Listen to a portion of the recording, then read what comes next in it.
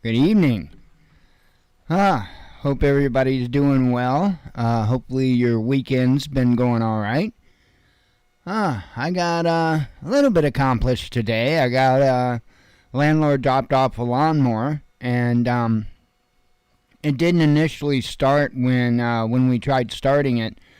And I said, I'll dig into it. I'll figure it out. And I just figured that a little bit of varnish has built up on it or inside of it. No big deal. I figured I'd probably have to pull out the float needle valve, clean all that out and whatnot. No big deal. And, I turned it up on its side today because I was going to pull the air filter off. I was going to pull the housing off and all that and pull the carburetor off. And so I put it up on its side, and gas started draining out of a little bitty, maybe it was an eighth inch, maybe 3/16 barb, like a hose barb, coming out of the carburetor. Now, this is a different carburetor than I'm typically used to working on. For one, the thing's completely made out of plastic.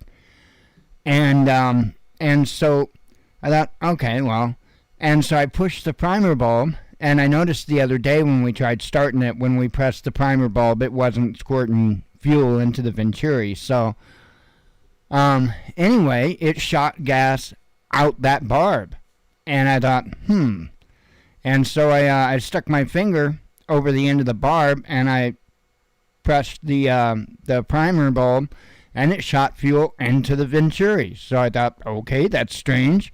Put it back on its wheels, gave it a couple more presses on the primer bulb.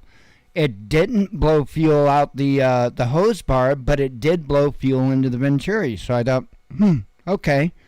Walked around, grabbed the stupid little handle lock thing, and then gave it a pull. Fired right up. Runs good. So I don't know. I figure it just got varnished up a little bit, and when I plugged my finger over that barb and pressed it, it didn't have any other way to go than to blow out that. Plus, with it sitting, after we put gas in it, it sat for a little bit. Maybe the fuel loosened up the float needle valve a little bit too. So it could be a couple of different things, but nonetheless, got it running. Mowed a little bit of a bit that's back in the back there, and got to sharpen the blade, but other than that, works good. So I got that accomplished. Actually did some flying in the flight sim, obviously, yesterday, and that was quite enjoyable, really. There was an airplane that I got, and it was strange because I couldn't figure out how to start it. It wasn't really straightforward, and it was an old Boeing 247D, and kind of strange how you have to start that old bird, and very realistic aircraft in the flight simulator. And so the crazy thing is that when you spawn in a flight simulator, the thing would just die on me, and I couldn't figure out how to get it restarted. So eventually I found a video on YouTube, and watched it, learned how to start the stupid thing, and spent a little time flying that. That was a bunch of fun. And flew the Hawk and the the F-35 a little bit. So anyway, so that was kind of that was enjoyable. I haven't done that in a little while. Yeah, that 247D, that thing is it's great. It's an old plane. It's not super fast or anything like that. It's just kind of an old fun clunker to fly. Anyway,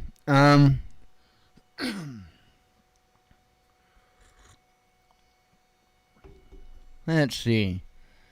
Trying to think of anything else other than that. Just been watching news as usual. That's a given.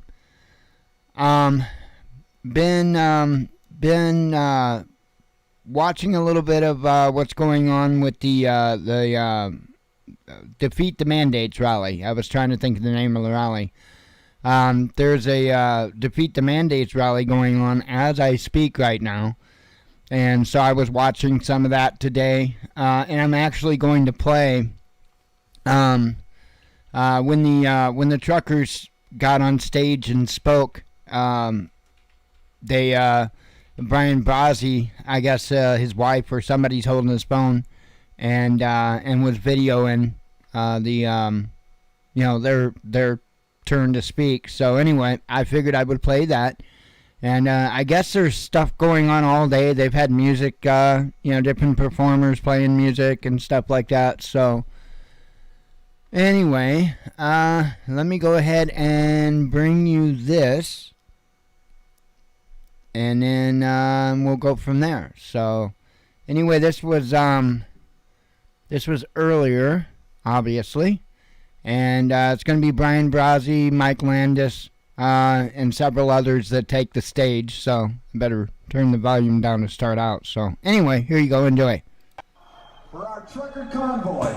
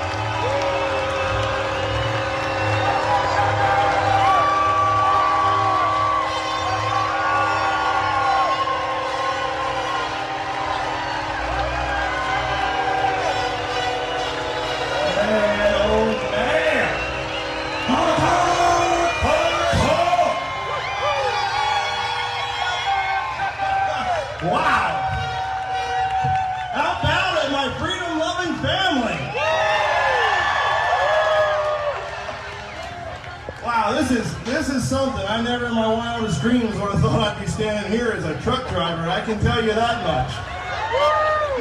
However, here we are, huh? Can't believe it.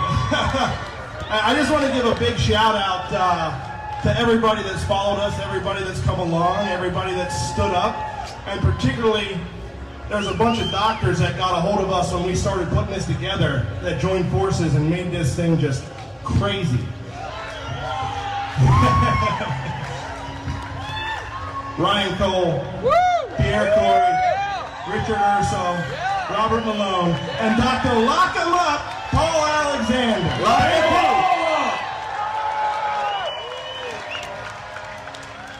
So we started in California and we're back.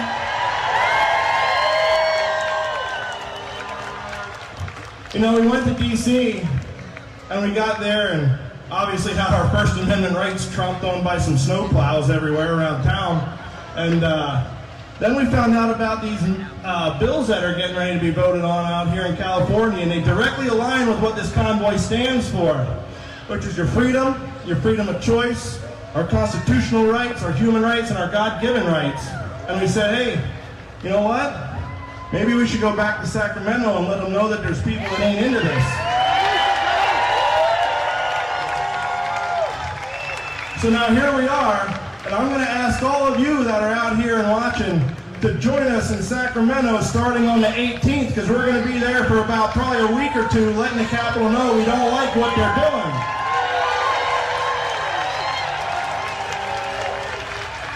Follow us along at thepeoplesconvoy.org. Find out where we're at. We're going to hang out here in SoCal and head up there next weekend. We won't be too hard to miss, and I hope I see all of you along. Your voices need to be heard. And with that, my high school buddy, Brian Brazzi. Hello, LA! Wow, look at all of you. I can't believe it. I can't even talk. Bye, have a good day. Man, I can't even begin. Like Mike said, it's so humbling to see all this and the support that we got going all the way across the country, from Adelanto, California, to Hagerstown, on to DC, and then all the way back. You guys are amazing. This country's amazing. Everyone's starting to wake up, and it's about time. A lot of people trying to paint us as anti-vaxxers or alt-right or some craziness, right? That ain't us. Listen, we're not doctors. We're not lawyers. We're not scientists. We don't work in labs. We have no idea whether it's safe or not. There's a lot of other qualified people that'll do that part. But I'll tell you something. We are Americans.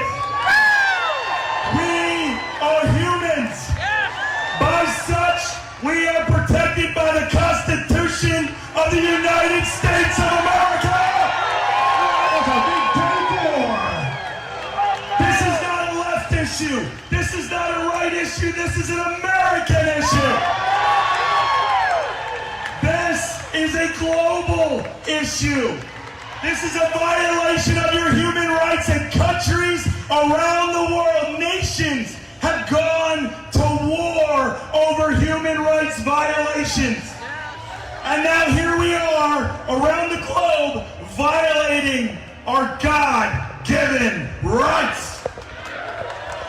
So I ask everyone around the world, not just in this nation, but around the world, to stand up. Now is the time to remind our government and governments around the world that they work for us.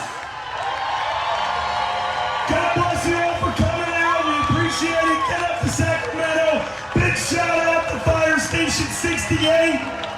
Over 7,000 first responders just in LA County are about to lose their job for standing up. 68 and all first responders in the state of California and around the nation. The People's Convoy has your back. God bless you all. Have a wonderful afternoon. Thanks for coming out. The People's Convoy loves you all. Goodbye. Honk, honk.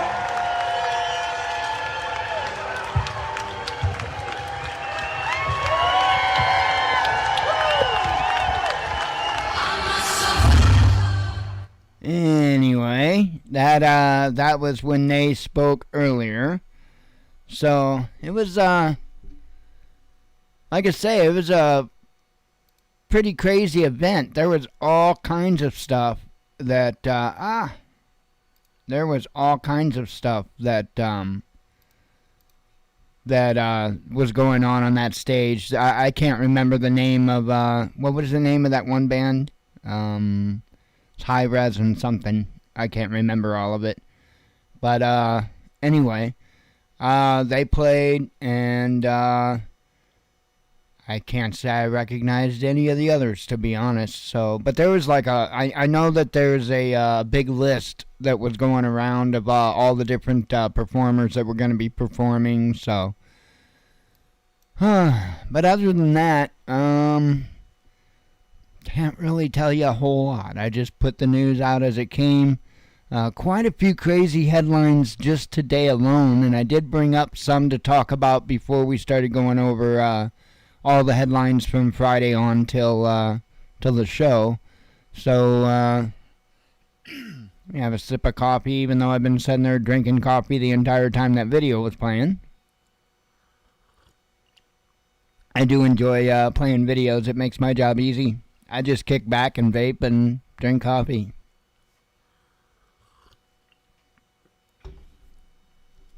Oh, man.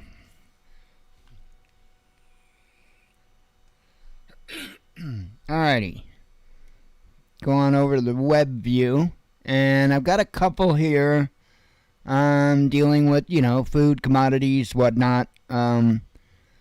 This first one here, Wall Street Bank warns of commodity price surge. And all the links that I'm talking about, all these tabs I have open, are just actually from today. So,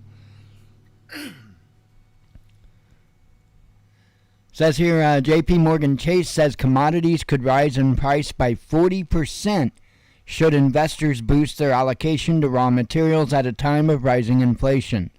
According to Bloomberg, the bank's strategist said that while allocations appear to be above historical averages on commodities, they're not very overweight. That suggests scope for gains in raw materials, the strategist wrote in an April 6th note seen by a media outlet. In the current juncture, where the need for inflation hedges is more elevated, it is conceivable to see longer-term commodity allocations eventually rising above 1% of total financial assets globally, surpassing the previous highs, they said. All else being equal, that would imply another 30 to 40% upside for the commodities from there.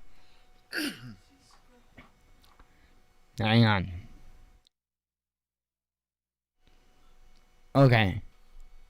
I have a very upset fur daughter scuffing the floor over by the door. Sorry, I can't speak. Over by the door. She hates when I do the news, and had a couple of days off, and I guess she's all pissy now because I'm doing the show. Anyway, it says here, commodities have been trading at multi-year highs recently as financial sanctions on Russia, a major exporter of commodities, disrupted shipments and worsened the supply shortage. Soaring prices on everything from crude oil to wheat have spurred already elevated global inflation, prompting investors to weigh reshuffling of assets between stocks, bonds, and raw materials in their portfolios. I don't know about you, but my portfolio doesn't look very good. Probably because I don't have one. So, anyway, that's what J.P. Morgan Chase has to say. This is what the UN has to say. World food prices hit new high. Global food prices surged to a historic high last month on grain and edible oil supply woes brought about by the conflict in Ukraine, the UN Food and Agriculture Organization said on Friday. World food commodity prices made a significant leap in March to reach their highest levels ever, as war in the Black Sea region spread shocks through markets for staple grains and vegetable oils, the FAO said in a statement.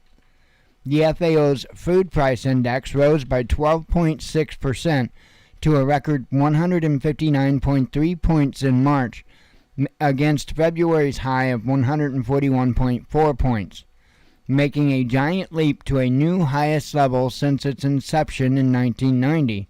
The index represents a measure of monthly change in international prices of a basket of food commodities. The current surge includes new all-time highs for vegetable oil, cereals, and meats, the agency said, noting the prices of sugar and dairy products also rose significantly. The FAO also recently warned that food and feed prices could further jump up, by up to 20% as a result of the Russian-Ukrainian conflict and lead to a surge in global malnourishment. Russia and Ukraine are the globe's largest exporters of wheat, corn, barley, and sunflower oil. Ukrainian exports have been stalled, and sanctions placed on Russia may affect its own deliveries as Black Sea ports used to ship grain remain blocked. Industry analysts fear the planting season in Ukraine may also be affected by the current crisis. I mean, just plant in between the artillery coming in. I mean, you know. I'm just saying. No, I mean, that's a given. If there's war, I don't think. I don't know. I don't know if in history if farmers have got out there even in wartime. That's got me kind of curious. I don't know if they did or not. I would imagine they'd have to try to do something, I would think, to keep food going. Can't just throw their hands up in the air, I wouldn't think. Okay. Now we're going to move on to what's going on between U.S. and Russia and U.S. and China and all this stupid nonsense around the world. I've only got like four tabs open for this, so I have another sip.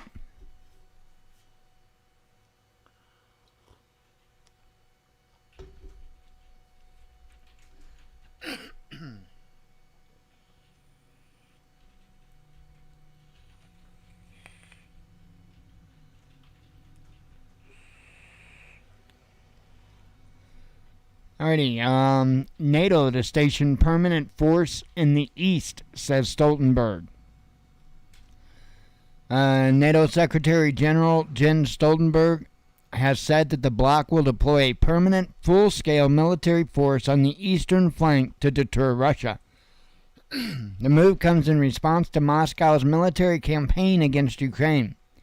In an interview published by The Telegraph on Saturday, Stoltenberg explained that the U.S.-led military organization has been focused on a very fundamental transformation in order to better reflect the new reality in Europe.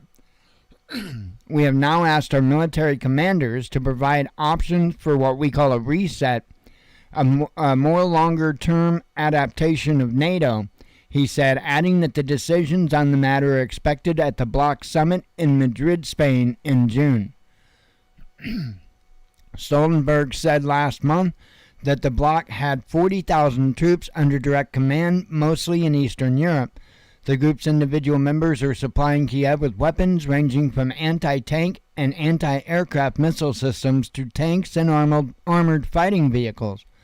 Moscow has repeatedly stated that it views NATO's expansion eastward as a threat to its security and listed Ukraine's aspirations to join the bloc one day as one of the reasons for launching its offensive. Moscow wants Ukraine to officially declare itself a neutral state. So, got that going on. And then China is apparently beefing up their nuclear weapons. I was trying to combine beef and nuke, and it didn't work. It comes out boof. Anyway, this here says China is expediting efforts to expand its nuclear arsenal as Beijing is seriously concerned about the threat posed by the U.S., the Wall Street Journal reported on Saturday. According to the newspaper, the Chinese leadership made a strategic decision to beef up the country's nuclear deterrence long before the current conflict in Ukraine. However, the latest events in Europe, as well as the increasingly confrontational rhetoric between Beijing and Washington over Taiwan, have prompted an acceleration of the program. The journal arrived at these conclusions based on information obtained by the customary anonymous sources who work with various agencies involved in security issues in China, but none of whom are directly involved in the setting of nuclear policy. As further proof of its claims, the report also cites satellite imagery of more than 100 suspected missile silos in one of China's western regions, where increased activity has been detected. The newspaper surmises that these facilities could hold China's new long-range DF-41 missile, which was put into service in 2020. This type of missile can carry a nuclear warhead and is capable of reaching the U.S. mainland, the report noted. The journal report claims that until recently, the Chinese government had not seen the expansion of its nuclear capabilities as the country's top priority, given that such weapons are of little value in most local and conventional wars. However, the Trump administration's hawkish stance on China was a turning point that made the leadership in Beijing reconsider the importance of nuclear weapons. So, that's what's going on with that.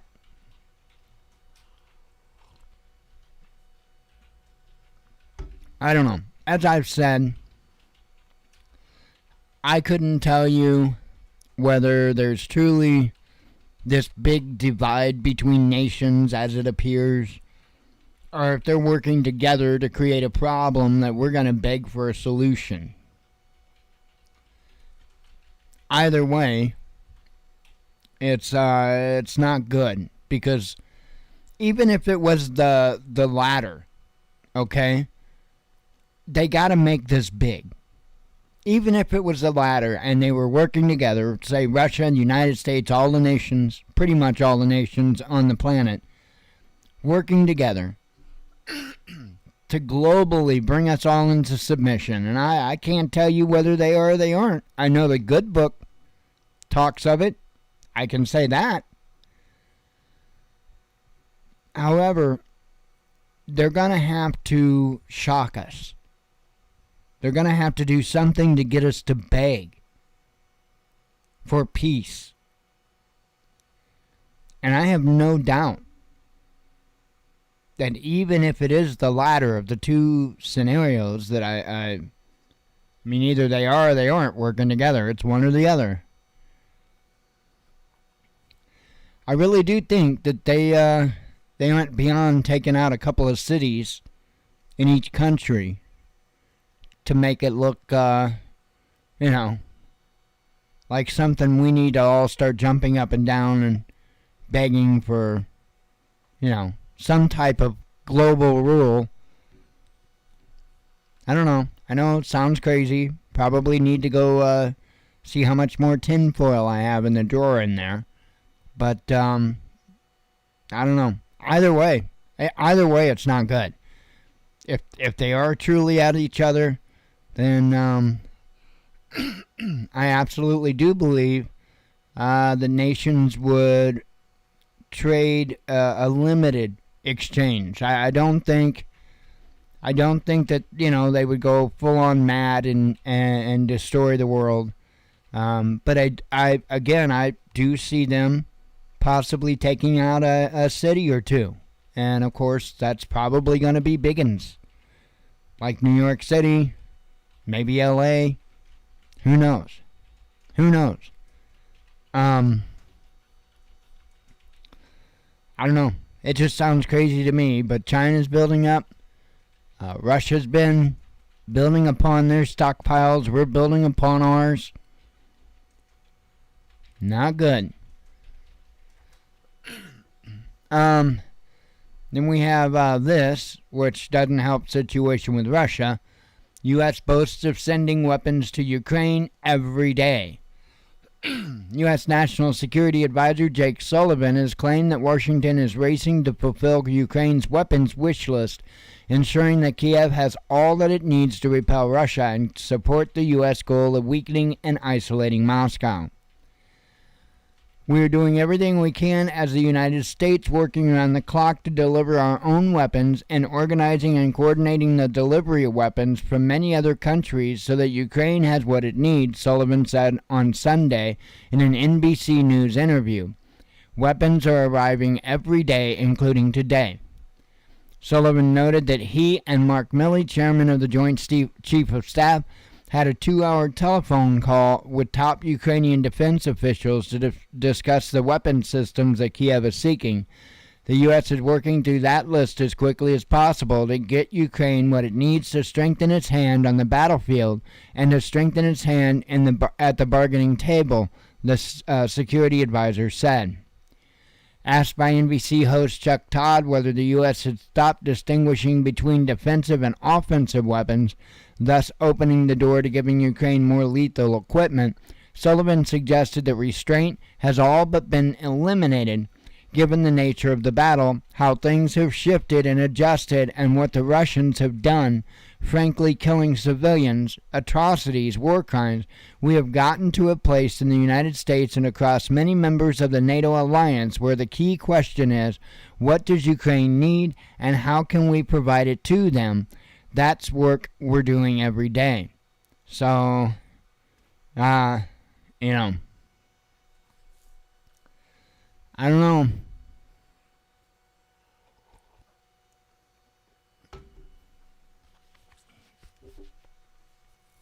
don't know.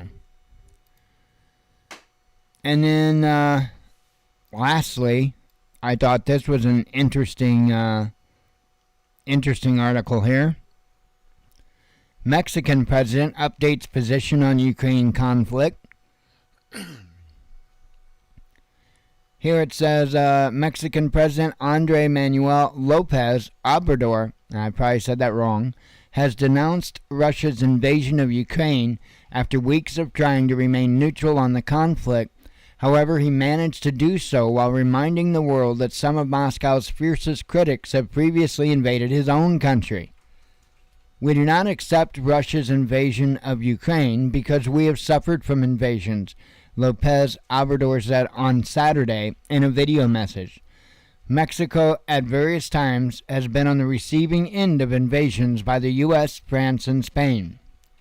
López Obrador issued his video statement to be included in Saturday's Stand Up for Ukraine fundraising event, a campaign that organizers claim seeks to raise money for humanitarian relief to Ukrainian refugees. The Mexican president declined Canadian Prime Minister Justin Trudeau's invitation to attend the event, but he agreed to release a statement speaking out against the Russian invasion. Lopez Obrador had previously resisted international pressure to condemn Moscow, saying it was his country's policy to maintain good relations with all countries of the world. Last month, U.S. Ambassador to Mexico Ken Salazar urged Mexican lawmakers to side against Moscow, declaring, "We have to be in solidarity with Ukraine and against Russia." Well, I'll tell you what, I think, sorry, my neck. I think Mexico is still something I would be a little bit mindful of. Because this isn't, I don't consider this an outright condemnation, right?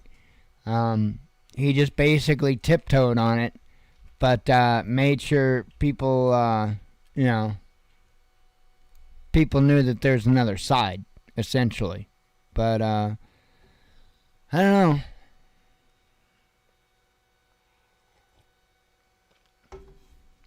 I don't know. But with that, have a few vapes and I'll do some headlines and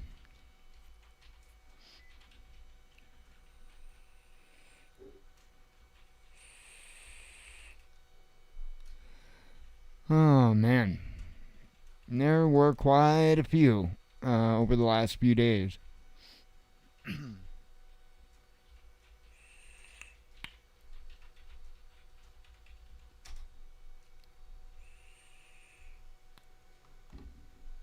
And we're probably going to head into a crazy week. I just got that sneaky suspicion. Hang on a second.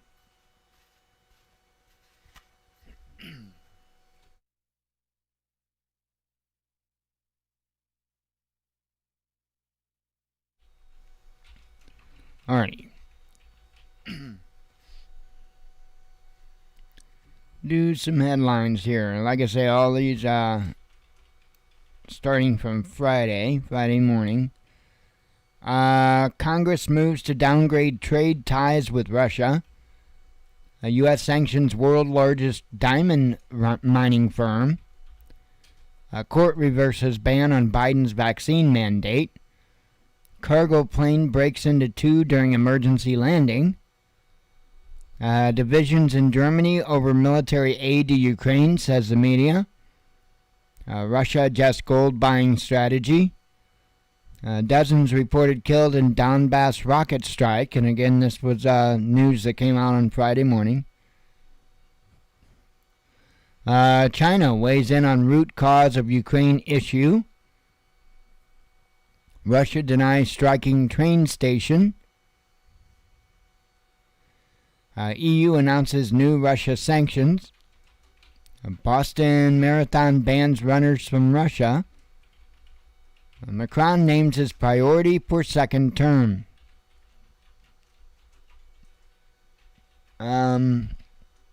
NATO responds to Russian neighbors' plan to join the bloc.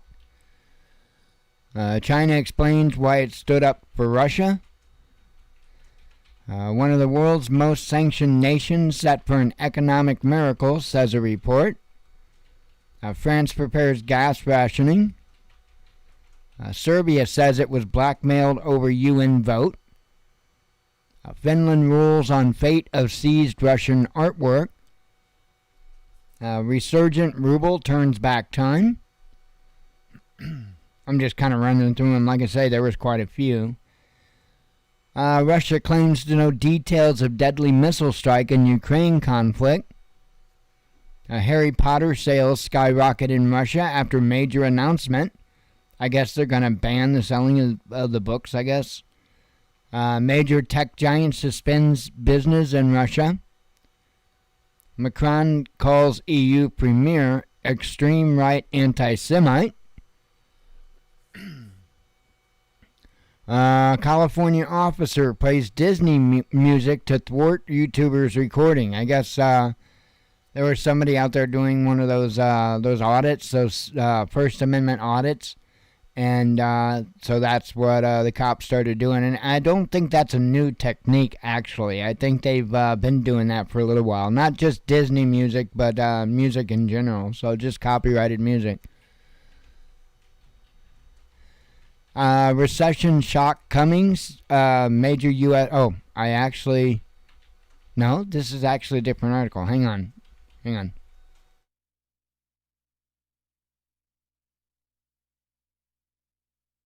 Well, I thought I was going to have to sneeze, so...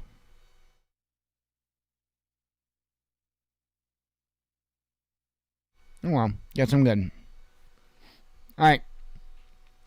UK says it sanctioned Putin's daughters. Japan bans Russian coal and vodka. That'll learn them. EU leaders arrive in Ukraine. Russia kicks out dozens of foreign diplomats. Kiev explains why it's not interested in temporary truce. NATO member sends Ukraine missile defense system. Sociopathic grandpa from Omaha is Bitcoin's enemy number one, says tech guru. I have no idea. Top automaker says sayonara Russia. I don't remember what one that was. Hang on. Mitsubishi. Death toll in Kramatorsk railway station strike rises, Ukraine claims. Russia's 2021 census results revealed. We're still on Friday's stuff. The stuff came out on Friday. U.S. to deploy one Patriot missile system in Slovakia, says Pentagon chief, and I guess because they sent their S-300 system to Ukraine. Radio communications indicate significant numbers of foreign mercs stuck in, I don't know if it's Mariupol or Mariupol, but anyway, it says Russian Ministry of Defense. Scientists discover trove of over 5,500 new viruses hidden in the ocean. Fear. Ukraine seeks seizure of Russian assets to bankroll reconstruction. Influencer says White House used TikTok stars as pawns. Oh, you think? No. You gotta be kidding me. Impossible. Anyway, hang on. I'm looking at, I thought I saw lightning. Oh my god. Yeah, we got rain. Oh my goodness. Oh, it's rain. Nah, it doesn't look that bad. But, stupid radar's stuck. Hang on.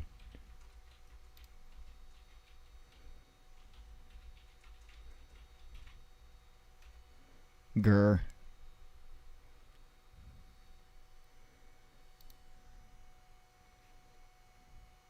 Huh, that's weird.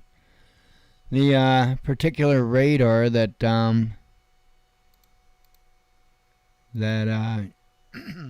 is better for that is not working.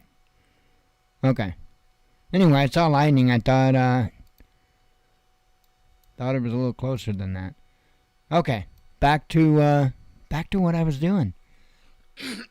Imagine that. NBC employees fear for brand integrity if Psaki is hired, says media. NBC, you and many, many other media outlets don't need to worry about your reputation because it's it's toast. Human Rights Council suspension orchestrated by the U.S., says Russian envoy. A German top official refuses to visit Bucha despite Ukraine's invitation. Florida woman accused of using cat to batter girlfriend. That's right. She was holding the cat, and I guess the cat reached out and scratched the other lady. You're going to jail, Florida woman. Ukraine won't escape justice over barbaric train station attack, Moscow warns. No guilty verdicts in alleged governor kidnapping plot. By the way, I didn't say anything about it being a cat fight, did I? Nothing. No. Didn't even go there. I didn't go there. I guess I just did. U.S. sends Patriot to EU. Russia bans Western NGOs. Former Goldman Sachs banker who financed Wolf on Wall Street found guilty. Former Russian president reveals what sanctions would mean for the world. Okay, now I'm going to have a sip of coffee, and we are to yesterday.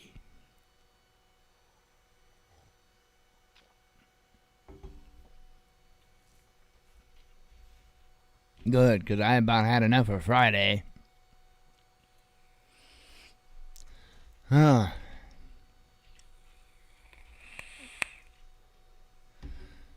Okay. Pakistan won't accept imported government, says Khan. Ukraine offered heavier arms.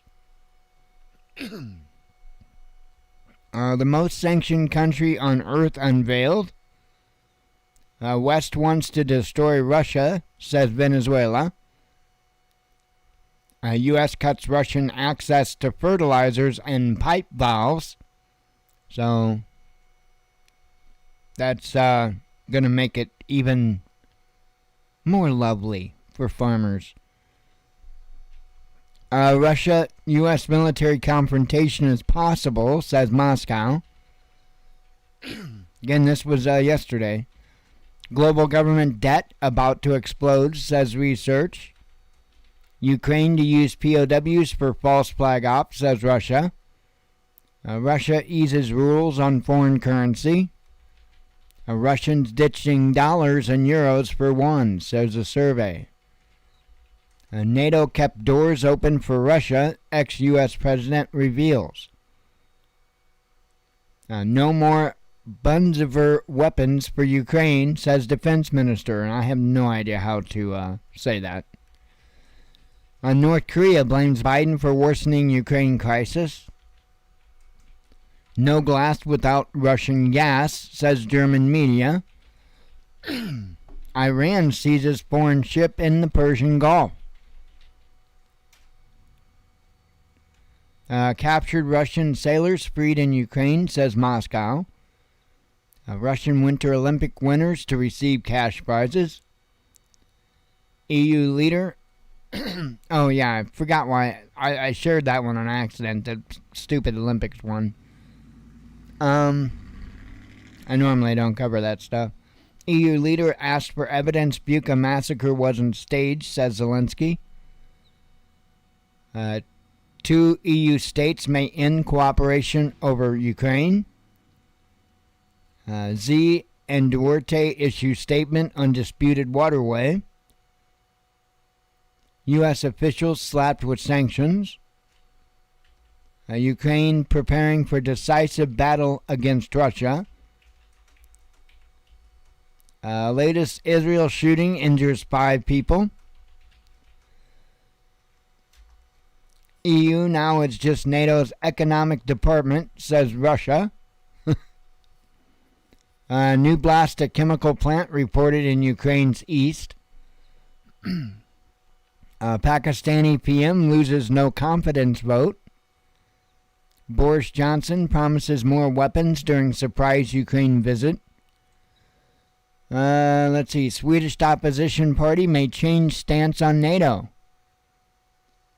Stand Up for Ukraine event raises $11 billion. That's a little change. And, hey, word of today's news. Let me have another sip.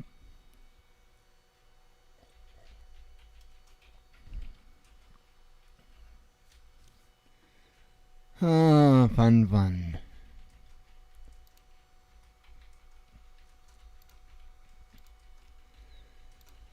I'll tell you.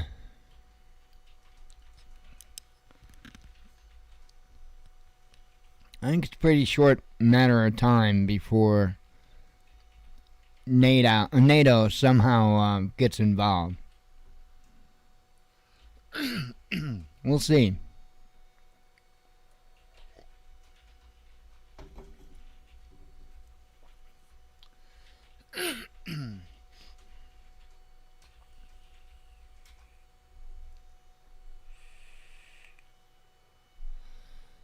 Alrighty.